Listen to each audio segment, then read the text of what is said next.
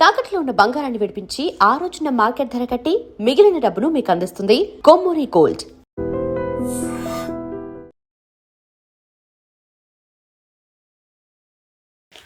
నమస్కారం, welcome to I dream.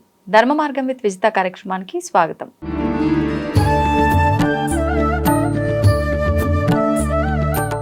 నమస్కారం అమ్మా.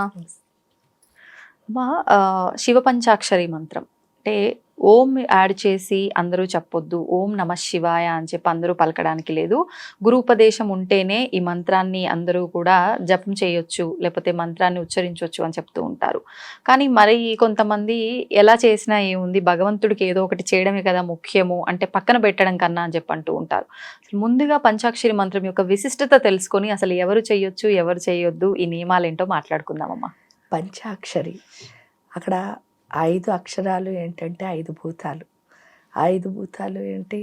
భూమి, నీరు, ఆకాశం, నిప్పు, అగ్ని, జలము. ఈ 5 ఏవైతే ఉన్నాయో 5 అక్కడ ఉన్న 5 తత్వాలే అది ఓం నమ శివాయ అన్నది. అందువల్ల ఏంటి అని అంటే అక్కడ పంచభూతాల్లో అన్ని భూతాలు కావాలి కదా. అవునమ్మా. ఓం అనే మంత్రానికి ఎందుకు ఇది వచ్చింది అంటే ఓం పెట్టచ్చా పెట్టకూడదా అని. అసలు ఓంకారం అనే శబ్దం లేకపోతే మనందరం లేవు.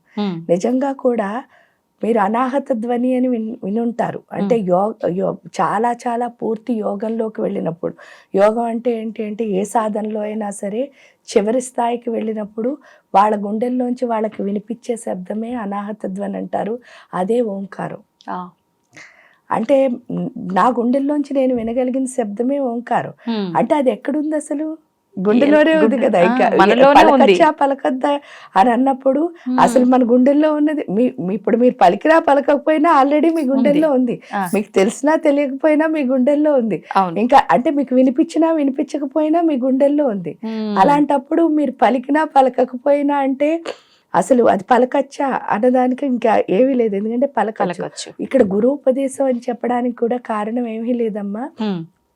మరి ఎంత ఉంది కదండి, అంతా ఒక్కటే అని చెప్తున్నారు కదా, మరి గురూపదేశం అని ఎందుకన్నారు అని మనకు డౌట్ రావచ్చు. అంటే నేనైనా చదివేసుకోవచ్చు కదా, చదివేసుకోవచ్చు, తప్పేమీ కాదు. ఏ మంత్రమైనా ఎవరైనా చదవచ్చు. కానీ ఏంటంటే డ్రైవింగ్ రాకుండా కారు తీసాం అనుకోండి, అప్పుడు ఏమవుతున్నాం? ప్రమాదాలకు వస్తుంది. ఇక్కడ ఏంటంటే ఆల్రెడీ డ్రైవ్ చేసిన వాడు ఒక డ్రైవర్ ఉన్నాడు. ఆ డ్రైవర్ మనకి ఎలా డ్రైవింగ్ చేయాలో నేర్పించాడు అనుకోండి, అప్పుడు ఏమిటవుతుంది? ఆ శక్తిని మనం కరెక్ట్ గా ముందుకు తీసుకెళ్ళగలుగుతున్నాం. లేకపోతే ఇంబ్యాలెన్స్. ఎందువల్ల? ఇది త్రాస్ అమ్మా. ఆ త్రాసులో ఏంటంటే బోర్డులని చెడ్డ గుణాలు ఉన్నాయి. ఇప్పుడు ఫస్ట్ మంచి గుణం ఏంటి? మంత్రం చేయడం మొదలు పెట్టాం. అప్పుడు ఏమవుతుంది? ఈ చెడ్డ గుణాలు త్రాసు ఇంత పైన ఉంది కదా, అందువల్ల ఫస్ట్ ఏ వాసనలు వస్తున్నాయి? చెడు వాసనలే వస్తున్నాయి. ఆ చెడు వాసనలు వచ్చినప్పుడు తట్టుకునే శక్తిని ఎవరిస్తారో వాళ్ళనే గురువు అంటారు. ఇక్కడ ఓంకారానికి ఇంత పెద్దగా అందరూ చెప్పడానికి కూడా కారణం ఏమీ లేదు.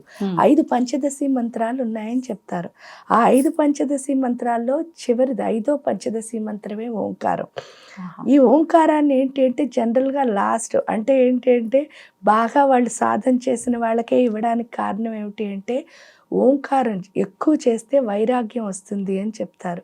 జనరల్గా గృహస్థాశ్రమంలో ఉన్న వాళ్ళు వైరాగ్యంగా ఉంటే మంచిగా ఉండదు అన్న దానికోసం చేసేది. కానీ నా వరకు నాకేమనిపిస్తుంది అని అంటే వైరాగ్యము అంటే దేని మీద వ్యామోహం లేకపోవడం, దాన్ని అనుభవించకపోవడం కాదు. ఇప్పుడు సపోజ్ చూడండి, మరి ఇంటి దగ్గర నుంచి ఇక్కడ కారు ఎక్కొచ్చాం, కారు మీద వ్యామోహం ఏం లేదు, జస్ట్ నేను ఇక్కడికి రావాలి కాబట్టి కారు ఎక్కొచ్చాను. సో అంటే అలా ఉంటే ఏం పర్వాలేదు కదా. అవును అవును అని అనిపిస్తుంది. కానీ కొంతమంది ఏంటి అంటే దానికి ఇష్టపడరు. అంటే అన్నీ ఖాళీ అనిపించినప్పుడు అది కొంచెం అది ఏమిటి అంటే మన భయమే. కాకపోతే ఎవరైనా చెయ్యొచ్చు అన్నది నా అభిప్రాయం. ఎందువల్ల అంటే ఆ భయం ఒక్కటి వీడామనుకోండి, అంటే నేనేమైనా అయిపోతానేమో. లేకపోతే చూడండి, చాలా మందికి ఇంకొక అభిప్రాయం కూడా ఉంటుంది, ఎక్కువ పూజలు చేసేసినా ఎక్కువ సాధన చేసినా ఫైనల్ గా హిమాలయాలకు వెళ్ళిపోతారేమో అని ఒక డౌట్. లేదా కాషాయ వస్త్రాలు వేసుకో. కానీ నిజంగా బాగా సాధన చేసిన వాడికి ఏ వస్త్రం అయితే ఏమిటి? హిమాలయం అయినా లేకపోతే మన హైదరాబాద్ అయినా ఒకటే కదా. అంటే అప్పుడు బంధాల విషయంలో కూడా అలానే అనిపిస్తుంది కదమ్మా? బంధాల ఉంటే విషయం ఏంటి లేకపోతే ఏంటి ఫ్యామిలీతో అన్నట్లుగా. అలా ఇప్పుడు కార్ ఎక్కడం మానేయట్లేదు కదా తల్లి. కానీ కొంతమంది అలా వెళ్ళిపోతున్నారమ్మా నిజంగా. అది ఇంబ్యాలెన్స్ ఆ. అంటే పూర్తిగా బ్యాలెన్స్ అవ్వలేదు అనమాట. అవును. పూర్తిగా బ్యాలెన్స్ అయినప్పుడు ఏమవుతుంది అంటే ఈ గొప్పతనం కూడా తెలుస్తుంది. ఎందుకంటే మనకి ఏ ఆశ్రమం, అమ్మవారిని చెప్పారు కదా, వర్ణాశ్రమ విధాయిని. అంటే మనకి ఇచ్చిన కులం ఏదైతే ఉందో, అంటే మనం ఏ కులంలో పుట్టామో, మనకి పెట్టిన కులం ఒకటి ఉంది కదా, అవును. ఆ కులం ఏదైతే పుట్టామో, మళ్ళీ మనకి ఏ ఆశ్రమం ఇచ్చారో, అంటే బ్రహ్మచర్యంలో ఉన్నావా, గృహస్థాశ్రమంలో ఉన్నావా, లేకపోతే సన్యాసంలో ఉన్నావా, లేకపోతే వానప్రస్థంలో ఉన్నావా, ప్రతి ఆశ్రమానికి ఒక్కొక్క ధర్మం ఉంటుంది. సాధన చేస్తే ఏమవుతుంది అంటే ఆ ధర్మాలను కరెక్ట్గా పాటించడం వస్తుంది. ఎందుకంటే ధర్మం నేర్పేదే సాధన కదా. అవును. అలాంటప్పుడు దాన్ని వదిలి పారిపోవడం ఎప్పుడూ నేర్పించదు. ఎందుకు అంటే మీరు ఎప్పుడైనా విన్నారో లేదో, ఏమిటి అంటే మామూలుగా సైనికులు ఉంటారు కదా, సైనికులు దేశ సరిహద్దుల్లో ఉండి దేశాన్ని కాపాడుతారట. కానీ ఒక్క ఉపాసకుడు ఏం చేస్తాడట అంటే ప్రపంచం మొత్తాన్ని కాపాడుతాడట. అంత సైనిక యోధుట. అలాంటప్పుడు సైనికుడు అంటే ఏమిటి, యుద్ధం వచ్చినప్పుడు ముందుకెళ్ళడం వస్తుందా, వెనక్కి తిరగడం వస్తుందా? వెనక్కి తిరగడం వచ్చేవాడిని సైనికుడు అంట కదా. అంటే నువ్వు ఏ ఆశ్రమంలో ఉన్నావో అక్కడే ఉండాలి. ఎందువల్లంటే గురూజీ ఒకసారి చెప్పారు, దీనికి ఒక చిన్నది చెప్తాను. ఏమిటి అని అంటే, నాకు చాలా ఇష్టం బృందావనం ఈ ప్రపంచంలో అన్ని ప్లేసుల కంటే. అవునా? అయితే ఎప్పుడు నాకు అక్కడ ఉండిపోవాలని అనిపించేది అనమాట. అనిపిస్తే నాకు ఇంకొక రోజు చాలా ఏడుపు వచ్చేసింది. ఏంటి అంటే గురూజీ దగ్గర మంత్రం తీసుకోవడం వల్ల నేను ఆయన మాట కాదని అక్కడ ఉండలేకపోతున్నాను కదా. ఇక్కడ కూడా నాకు ఉండాలనిపించటం లేదు కదా. అప్పుడేమో నాకు చాలా ఏడుపు వచ్చి, నేను ఇంకెవరి దగ్గర ఏడవాలి, మరి ఇంకెవరి దగ్గర ఏడవకూడదు కదా, గురువు గారి దగ్గర ఏడవాలి. అందుకని గురూజీ దగ్గరికి వెళ్ళి, గురూజీ నాకు అసలు ఇక్కడ ఉండాలనిపించటలే, బృందావనం వెళ్ళిపోవాలనిపిస్తుంది అని చెప్పి నేను చాలా గట్టిగా ఎక్కి ఏడ్చాను. గురూజీ ఎప్పుడు అసలు మనం ఏం చెప్పినా సరే ఫస్ట్ మనకి నో అని చెప్పరనమాట ఆన్సర్. చాలా మంచిగా, అంటే ఆయన ఒక అమ్మ అంటే అమ్మ, నాన్న అంటే నాన్న, అమ్మవారు అంటే అమ్మవారు, అంతే. ఇంకా మనం ఎలా చూస్తే అలా, ఫ్రెండ్ అంటే ఫ్రెండ్. ఆ టైంలో మనకి ఏది అవసరమో అలా ఉంటారంతే, అంత సపోర్టివ్గా. అయితే ఏముందమ్మా వెళ్ళిపోదు కానీ అన్నారు. దానికి ఒక డెడ్ లైన్ కూడా ఉంది. February 4th మాకు ఒక ప్రోగ్రామ్ ఉండేది, ఇది అయిపోయిన తర్వాత వెళ్ళిపోవచ్చు అని అన్నారు. అంటే ఇంత ఈజీగా అయిపోతుంది పని అనుకోలేదు కదా. అనుకునేసరికి అంత ఇంకా February 4th తర్వాత బృందావనం వెళ్ళిపోతున్నాం అని చెప్పేసి ప్లాన్ చేసేసుకుంటే February 4th అయిపోయి మొన్నాడు పొద్దున్న ఇక్కడికి వచ్చాం. ఇక్కడికి వచ్చేసరికి ఆ పొద్దున్న ఆయన కలవడానికి వెళ్ళేసరికి నేను అడుగుదాం అనుకుంటున్నాను కదా, అడగకుండా ఆయన ఏం చేశారంటే ఒక కార్డు నా చేతిలో పెట్టారు. ఆ కార్డు పేరు ఏంటి అంటే, ఆ కార్డు పైన పేరు పెద్ద అక్షరాలతో, కింద చాలా డిస్క్రిప్షన్ ఉంది. అదంతా కాకుండా పైన ఏంటి అంటే హ్యాపీ హోమ్స్ అని ఉంది. హ్యాపీ హోమ్స్ అని ఉంటే ఆ కార్డు ఉంది. ఆ కార్డులో ఫోటో ఏంటి అంటే కృష్ణుడు, అష్టసకులు, రాధ. చాలా బాగున్నది ఆ ఫోటో. చూడగానే చాలా అందంగా ఉంది, అంతా బాగుంది అనుకుంటే అయిపోయిన తర్వాత గురూజీ చెప్పారు, బృందావనం వెళ్ళిపోతానన్నావు కదమ్మా అని అన్నారు. అవును గురూజీ అని అంటే ఇంక మన కళ్ళు పెద్దగా అవుతాయి కదా, హ్యాపీ అంటే చెప్పేసినందుకు హ్యాపీగా. అంటే ఆయన ఒకటే చెప్పారు ఆ రోజు, ఏమిటి అని అంటే, బృందావనంలో ఏముందమ్మా అన్నారు.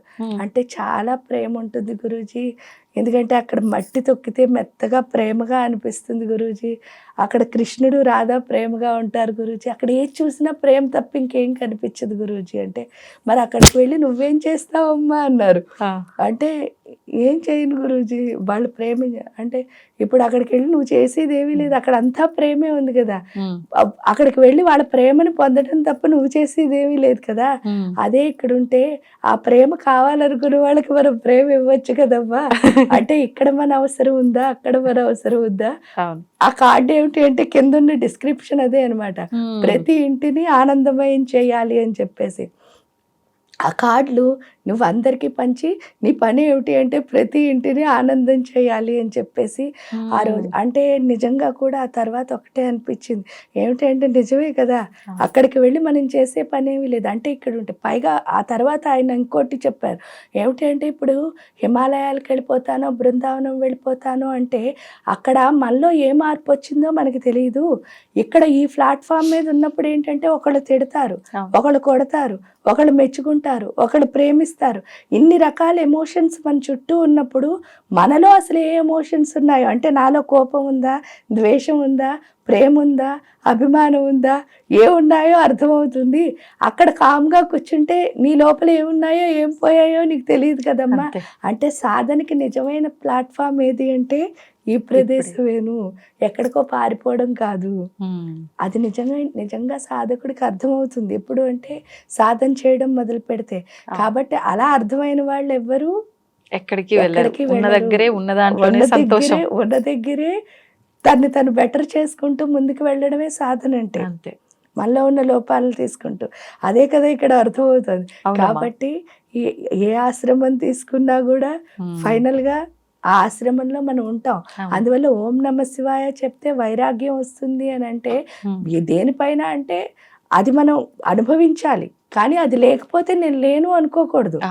ఇప్పుడు సపోజ్ చూడండి, మీరు వర్క్ చేస్తున్నారు, టైంకి తినడానికి అవ్వలేదు సపోజ్ ఒకరోజు, నేను తినలేదు అని మీరు నాతో మాట్లాడారనుకో, అప్పుడు మీలోంచి వచ్చి మాటలు ఏముంటాయి అంటే ఒక రకమైన నిరుత్సాహంతో మాట్లాడే మాటలు ఉంటాయి. రెండోది మీరు అడిగే ప్రశ్నలు ప్రతి దాంట్లోనూ ఆ తిండికి సంబంధించినవే ఉంటాయి. ఎందువల్ల అంటే ధ్యాస అటే ఉంది కాబట్టి మన మనస్సు అటే వెళుతుంది.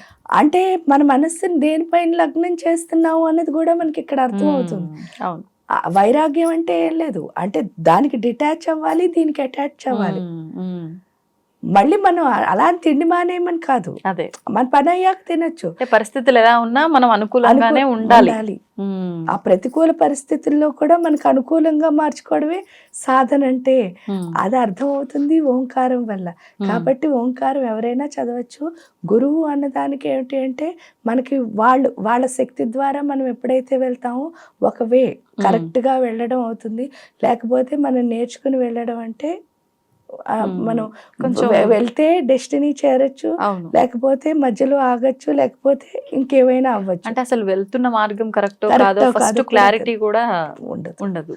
అందువల్ల గురువు ఏ విద్యకైనా తప్పనిసరి. ధన్యవాదాలమ్మా. తవ్వుతున్న శివలింగం సరే దాన్ని అట్లా కప్పేసేయండి, చూపించదండి. మూర్తి పూజ కాదు, సాక్షాత్ బ్రజేంద్ర నందన భగవాన్ ఉన్నారు మూర్తిలో. ఏమీ ఆశించకుండా ఆరాధించే వాళ్ళు కూడా ఉన్నారా ప్రభుజీ? నిజమైన భక్తి అంటే మనకు తెలియదు కాబట్టి